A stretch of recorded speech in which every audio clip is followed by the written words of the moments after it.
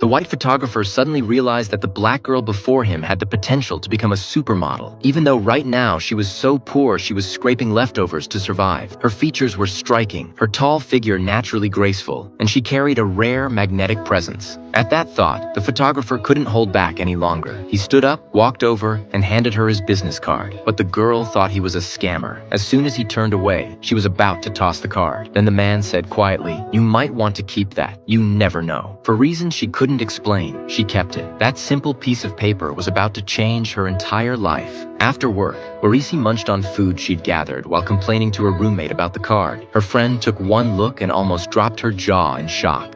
Jesus, where'd you get this from? Terry Donaldson. The Terry Donaldson. What do you mean? He's only famous. The fashion photographer. He did Diana. Just as her friend was urging her to give it a try, Warisi suddenly doubled over in pain. At the hospital, even the experienced doctor was visibly shaken by what he saw. Warisi had been born into a nomadic tribe in Somalia. There, when girls turned 3, they were taken to a traditional practitioner for what the tribe considered a rite of purity. It was a brutal custom that left scars both physical and emotional. Only those who survived were seen as worthy women in the tribe's eyes. Both of her sisters had died because of it. Warisi was both lucky and cursed to survive. At 12, her father sold her to a 60-year-old tribal chief for 5 camels to become his 4th wife. Unwilling to accept that fate, she ran away the night before the wedding. Her mother saw it happen but said nothing. She couldn't control her daughter's life, so she prayed for her instead. With a small bundle and a pair of worn sandals, Warisi ran toward freedom. 9 years later, she ended up in London, living off scraps from trash bins by day and curling up on street corners at night to stay warm. Until one day, in a public restroom, she met a girl named Marilyn. Marilyn didn't judge her for being homeless. She took her in, gave her a couch to sleep on, and helped her find a job at a fast food restaurant. Grateful for the kindness, Warisi kept the place spotless, and the two became close friends. But one day, she accidentally walked in on Marilyn with a man. Raised to believe such acts were shameful, Warisi froze in shock. Marilyn laughed it off, telling her it was something natural, something beautiful. This is how she stays a virgin, yes? Until her wedding night, and then her man opens her. That's the way, isn't it? Rest don't know what you're talking about. You're not cut. What do you mean? Did they cut something away from you? Confused, Warisi stood up abruptly, lifted her skirt, and revealed the truth she had hidden for so long. Marilyn was horrified and heartbroken. As a woman, she could feel the pain her friend carried. Rest, can you feel it? What do you mean? Is that why you take time in the bathroom? That's what it is to be a woman. No, I'm a woman. It's not like that for me.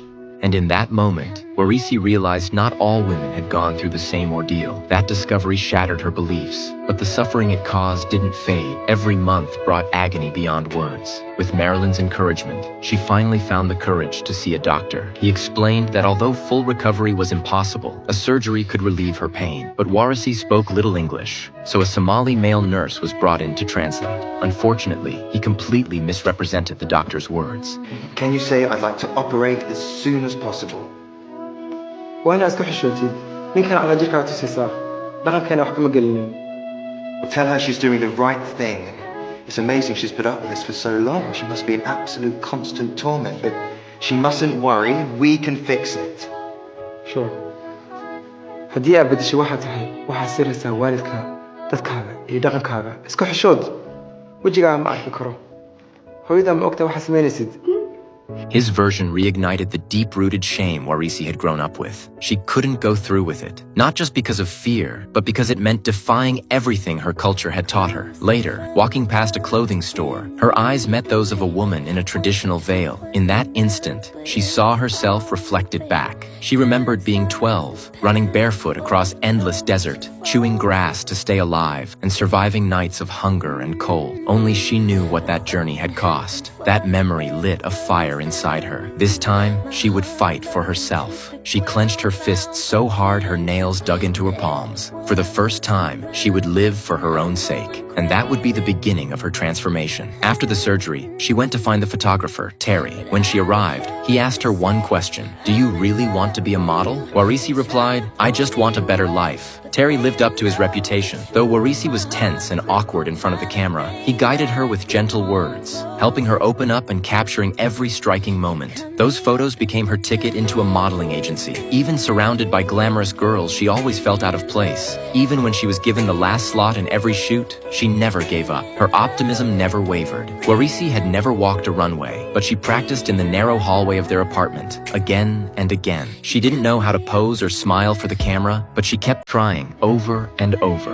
With talent and determination on her side, Warisi rose quickly, becoming fashion's newest darling. But success never comes easy. On her first overseas fashion show, she was stopped at customs. Her passport had long expired. If the situation couldn't be resolved, she faced deportation.